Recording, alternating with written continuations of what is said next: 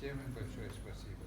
It's wonderful to see the people in the photographs who are masters of their trade who gave up time to Daniel to be part of this project, and we thank them very much for their time. Вы скажете, зачем я здесь присутствую на этом вечере? Это понятно, это Таня, мой дорогой человек. Но я понял, что еще потому, что я нахожусь в Еврейском музее Холокоста, и я могу с вами поделиться кое-что того времени, поскольку мой возраст это позволяет. Я прекрасно помню того времени, тех суровых лет страшных. И если хотите, я немножко могу с вами поделиться событиями того времени. As a Holocaust survivor, I'm here not only as Daniel's grandfather, but to share my experience of those years with you here in the Jewish Museum. Вы скажете, почему я живой сижу здесь? Я вам потом объясню.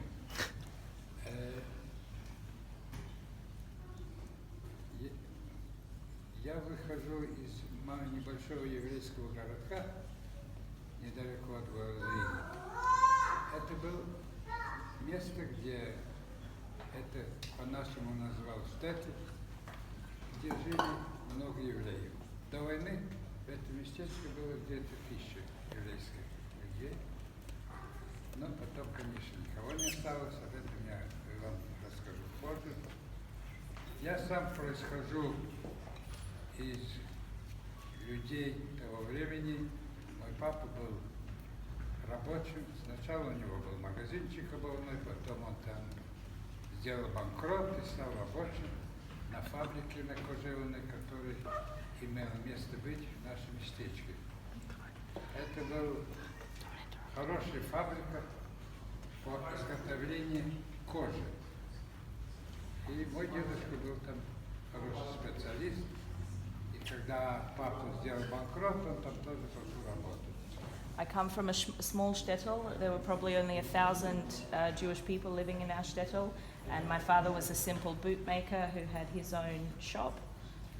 Мама была из семей мелких торговцев.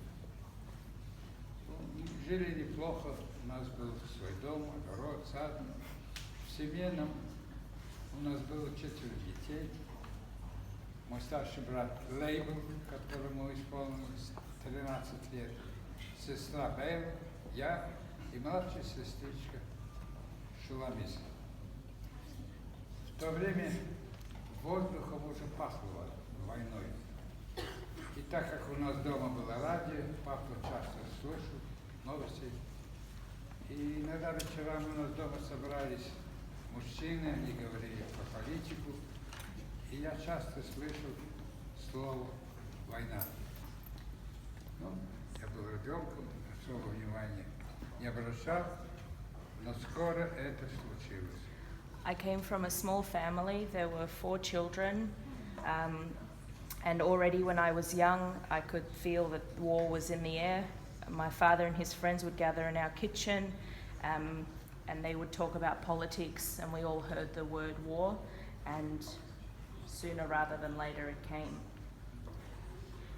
Никто не мог представить, что такое случится, что с народом, с людей, которые там жили, всякие люди, ремесленники, люди, занимающиеся торговлей, что через месяц после того, как начиналась война, с этих людей ничего не станет. Никто не мог подумать, что будут давить нас, как ядовитых змей, как будут за нами гнаться, как за бешеных собак, что соседи, живущие рядом с нами, дома в дому, вдруг станут чужими людьми, не хотящие даже смотреть на ту сторону. Это мой отец сразу понял. Он зашел к дедушку, которому был еще лошади подвода, как мелкий торговец. И дедушка ему сказал: бери свою семью и знакомых людей и бежите. Он хорошо знал еврейскую историю и сказал, если вы не убежите, вы будете уничтожены. У евреев такая судьба, история, он, наверное, знал своих предков. Если вовремя не убежите, вы будете пропавшие люди. И на третий день после начала войны мы начали свой путь, который длился 4 года тяжелого времени нашей жизни. Within a month of the war starting, no one could have imagined that of the 1,000 people in the shtetl, there would be nobody left. My grandfather said to my father, he knew Jewish history, he knew that Jews have had to flee many times in our history. And so he said, take your family and run. Мы долго там блудились, но отец ориентировался, где мы там жили, в тех местах, и через несколько дней, через 3-4 дня нас уже обстреливали, бомбили, но мы попали в Россию. И нас там поместили в далекий край, где-то на север уже России. Там мужчин забрали в армию, отец, и мама осталась со своими 4 детьми. Наступали русские холода, зима, очень суровое время, одежды у нас никакой не было, и мы по призыву людей, которые там еще были старшие люди, эвакуированных краев, и они пробили товарный вагон, нас посадили там, и мы тронулись на юго-восток России, думая, что там будет тепло, хорошо, то фрукты растут, и нам будет нормально. Но не то случилось. По дороге люди начали болеть от холода, голода, в том числе и наши... Маленькая сестричка. Мы добрались до города Гзиларда, это уже в Казахстане. Маму с девушкой положили в больницу, нас отправили дальше где-то на 100 километров и поместили в кибитку. Это такой домик в Средней Азии, домик без крыши, такой плоской крыши. И там мы втроем очутились. Но благодаря моему брату, который только тогда исполнилось 13 лет, он оказался очень шустрым парнем. We fled up to Russia, where my father was taken into the Russian army, and my mother and my 3 siblings and I were put on a train headed southeast, where we thought we would be warmer and it would be safer, but it wasn't so.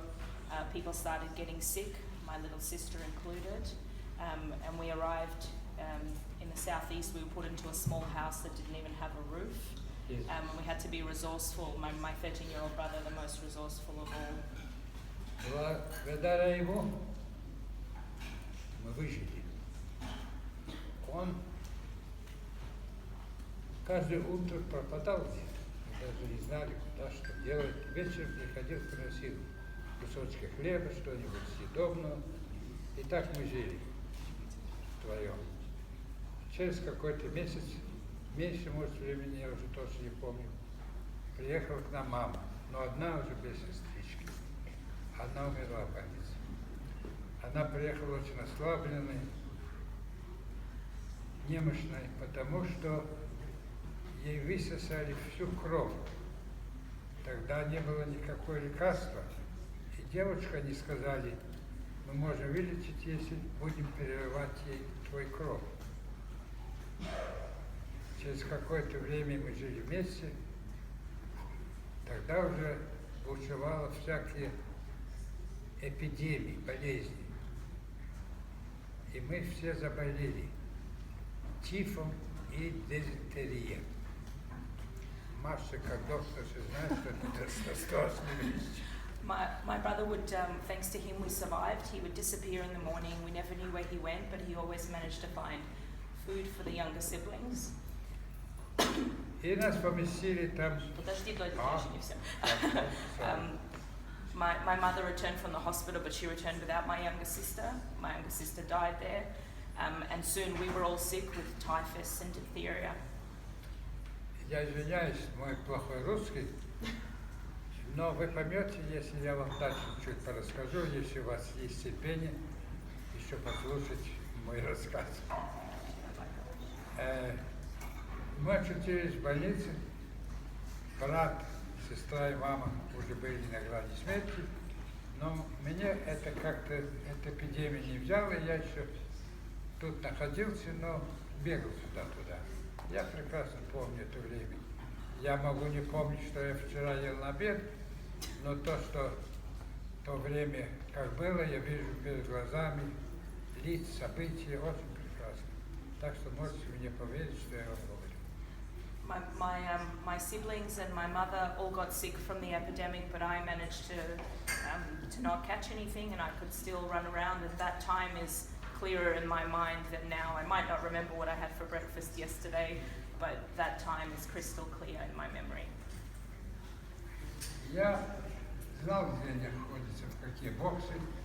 И я каждый день приходил к маме, потому что она не съедала то, что ей приносили кушать, оставляла под подушкой кусочек хлеба и дала мне с собой. В один день я зашел,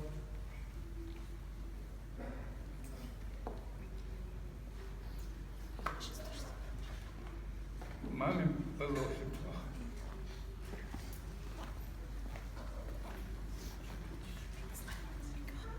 One day he came to check on his mom, and she was very bad. Она уже не могла говорить. Глаза у нее были наполнены слезами. Она что-то шевеляла губами. И я понял, что она молит Богу. When he came to see his mom, she hardly could speak. She just mumbled something with his mouth, and my father understood that this is the last time he can see his mom. Наверное, я понял, что она молилась за своих детей. She probably was praying for all of us. На другой день я пошел к брату и сестре, они уже были на ноги, не умели. И пошли к маме, но ей уже не было там. Ее уже вывезли там, где лежат мертвые люди. Брат достал у местного казаха такую повозку, ну, тележку такую на два большие колеса. И мы пошли хоронить маму на ближайшее кладбище, которое они организовали, поскольку людей умирало каждый день много, и мы там ее похоронили. She passed away, and they had to bury their mother.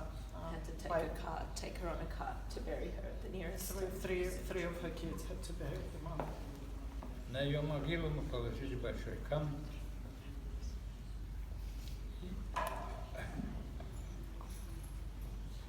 Обещали, что мы ее не забудем. Мы ее не забыли. We never forgot our mom. We promised to never forget her, and we never did. Я извиняюсь. I'm sorry. Так мы начали болтаться втроем, и 3 года мы были беспризорниками. Разъезжали в поездах по городам, по ближайшим, добывали пищу и так росли, как трава. Без одежды, без помощи, без ничего. For 3 years we were orphans. We used to catch the train to nearby towns to scavenge for food, but somehow we grew. Так шло время, и в 44-м где-то мы узнали на одной станции, где он живет, работает дядя, мамин младший брат Янка. Он работал на угольной шахте на Трудфронте. И тот мужик нам дал его адрес, и мы поехали к нему. Это был 44-й год сначала. И там уже нам было легче. Нам выдали хлебные карточки того времени, что был такой порядок. И мы уже начали не голодать. Как только освободили наш город под Ригой, он назывался тогда одним словом, сейчас его вообще нету. Нету ни города, ни евреев, ни фабрики, ничего. И мы приехали домой, называется. In 1944, we found where our uncle was living, our mother's brother. So we went to live with him, and their life was a little bit easier. We got food stamps.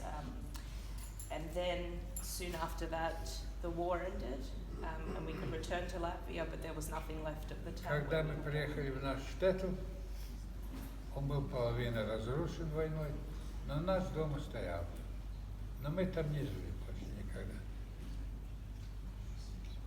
Брат и сестра подросли, стали юношами. Меня забрала тетя. Война была закончена, и на этом закончилась моя история войны. Дальше, в сегодняшний день, я уже не молодой парень, года идут, берет свое, но я всегда вспоминаю своих родителей. И когда я иногда сижу один дома, я прекрасно вижу их лица, и даже мне кажется, что я говорю с ним.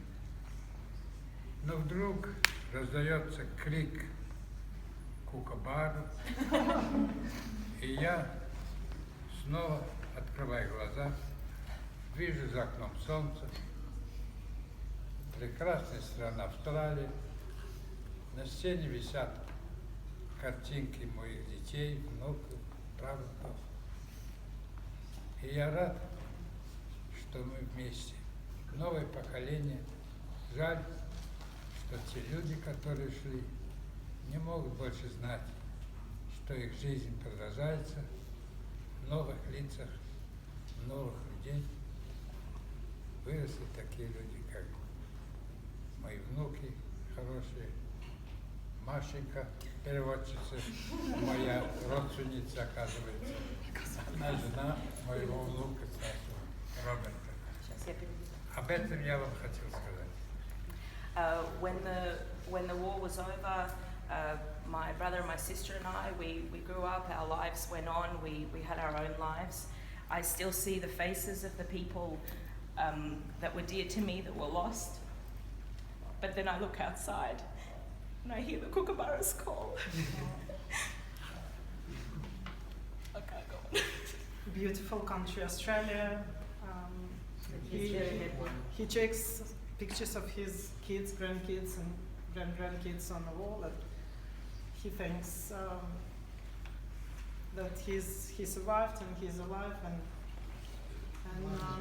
the only thing that upsets him that people who left behind and who didn't survive can't see that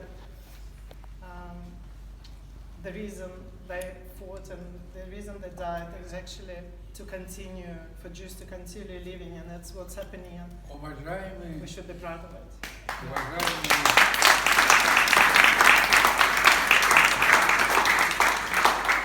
Уважаемые евреи, Не только. не только, все люди. Я подойду, сейчас возьму чашечку вина и по нашим старым еврейским традициям выпью стаканчик вина. Лахаем. За лахаем, за жизнь, за ваше здоровье, за новых поколений, за жизнь продолжается.